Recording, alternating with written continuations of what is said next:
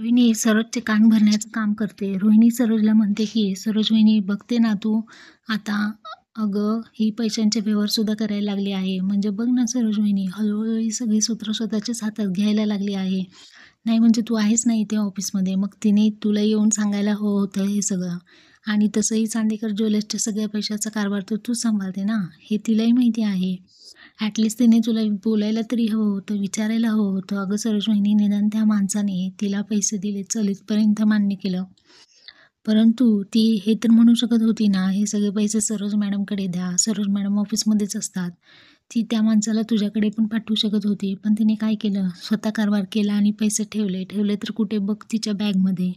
सरोज वहिनी, या सगळ्याचा अर्थ कळतोय का तुला? अगं इतक्या वर्षाच्या बिझनेसमध्ये मी कोणाला एवढे पैसे स्वतःच्या खिशात किंवा स्वतःच्या पर्समध्ये टाकताना तर कधीच पाहिलं नाही.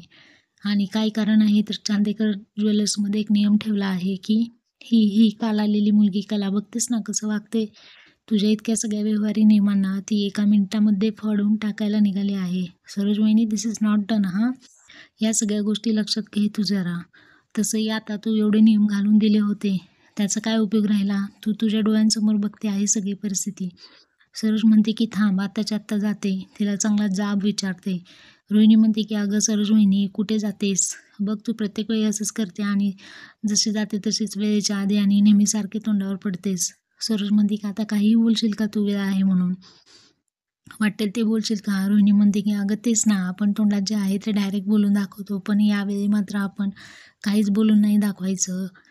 आपण बोलायचं कमी आणि कृती जास्त करून दाखवायची. हे बघ, आता जर तू तिला बोलायला गेली ना तर ती सावध होईल आणि शिताफीने या सगळ्या गोष्टींमधून ते अंग काढून घेईल.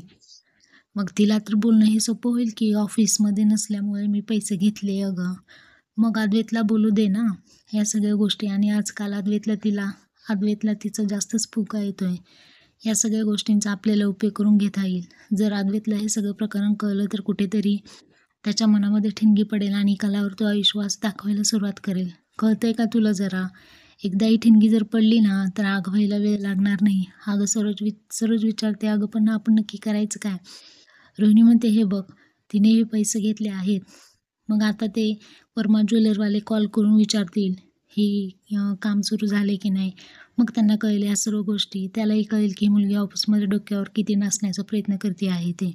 रोहिणीने सरोजच्या डोक्यात या सर्व गोष्टी भरून दिलेल्या असतात आणि सरोजला रोहिणीचा प्लॅन खूपच आवडलेला असतो. आणि रोहिणी आता बाजूला येते आणि राहुलला भेटते. राहुल म्हणतो की काय गं मम्मा, आवडला ना तुला माझा प्लॅन?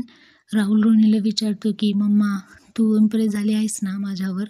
त्यावेळी रोहिणी राहुलला टाळी देते आणि म्हणते, हो राहुल, तू काय कमालीचा प्लॅन बनवलायस आज यावेळी. मला वर्क होताना